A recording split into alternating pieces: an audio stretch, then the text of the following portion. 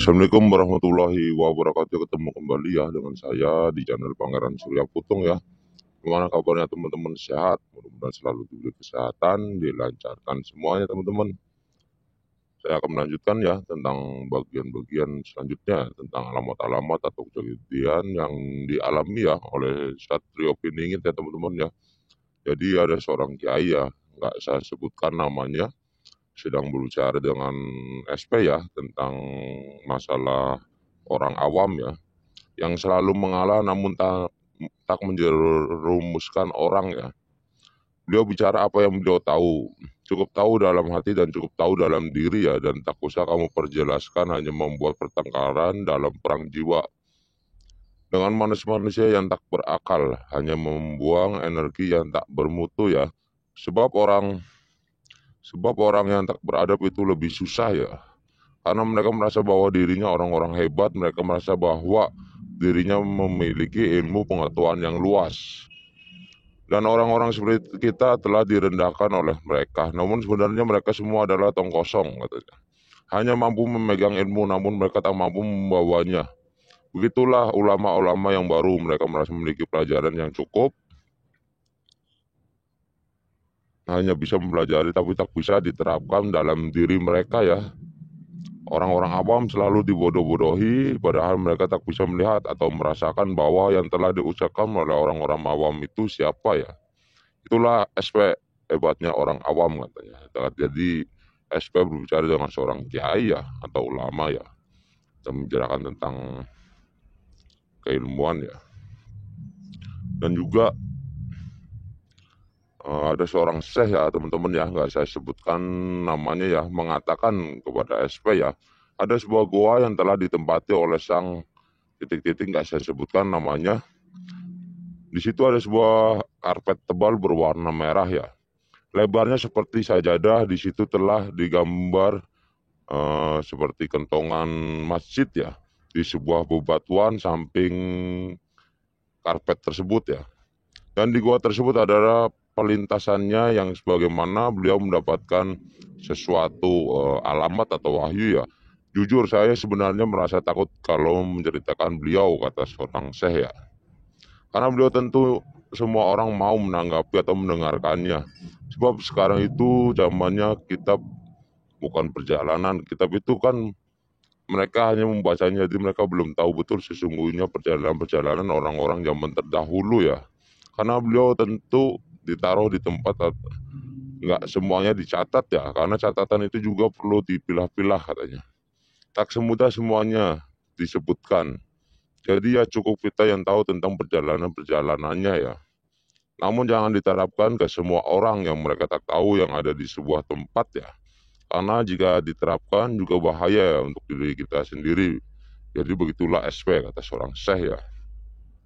Dan juga SP mendengar ya teman-teman ya, cerita tentang seorang titik-titik nggak saya sebutkan, telah mendatangkan para ulama untuk berkumpul di suatu wilayah ya, atau tempat ya, dan menempatkan pada kediamannya ya. Yang sesungguhnya beliau tidak mau mendengar ajaran-ajaran Islam, namun entah apa yang beliau pikirkan ya. Mengapa beliau ingin mengumpulkan para ulama?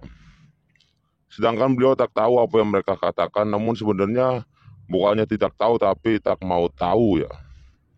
Oleh karena itu seorang imam besar yang telah ada di sebuah perhutanan, beliau mengatakan, wahai engkau yang tak mau menerima penasehat, apakah kamu yakin dengan keyakinanmu? Bukankah itu adalah sesuatu kesombongan ya? Di badan kamu itu terletak dengan kesombongan-kesombongan yang menurutmu itu baik ya. Padahal apa yang kamu tunjukkan itu tidak benar, hanya akan membawa kesesatan dalam diri kamu sendiri. Bahwa petunjuk yang benar jangan kamu sepelekan, itu semua juga berguna untuk umat katanya. Bahwa diri ini itu siapa, jangan ada penyesalan dalam hidup di akhir nanti ya. Dan juga SP dan seorang nyai yang gak saya sebut namanya membahas tentang makam wali kepada putranya ya. Nyai meminta kepada SP untuk menerangkannya sejauh manakah makam-makam yang ingin ditemui, yang ingin kita datangi ya. Apakah perlu di syariat mungkin perlu katanya. Kita mendatangi makam-makam tersebut, namun jika berjalan itu juga tak perlu mendatangi juga tak apa. Namun jika ingin mendatangi juga nggak masalah ya. Yang namanya seorang yang harum itu tergantung pada perjalanan yang kita jalankan. Jika perjalanan kita baik atau maka atau lumayan baik ya, maka orang-orang seperti mereka pasti akan mendekat kan. Tak perlulah kita jauh-jauh mendatangi hanya karena ada sesuatu yang dipaksakan. Kita mendekatkan pada orang-orang alim yang seharusnya kita baiknya perbaiki dulu jalannya kita ya. Baru kita dekatkan pada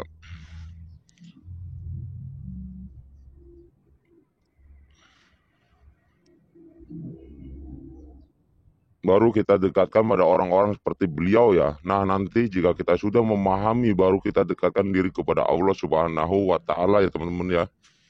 Itu yang sebaiknya, tak usah kita susah-susah mencari perjalanan mereka, kita cari keberadaannya. Kalau memang mereka masih di duniawi bolehlah kita datangi ya. Nah, ini hanya mendengar cerita katanya si A si B ya, nggak ada guna bagi saya. Seharusnya perlu kita pahami lebih dulu, bukan perkataan orang ya, atau menjalankan suatu syariat memang benar tapi jangan memaksakannya, itu tidak baik ya. Dan juga SP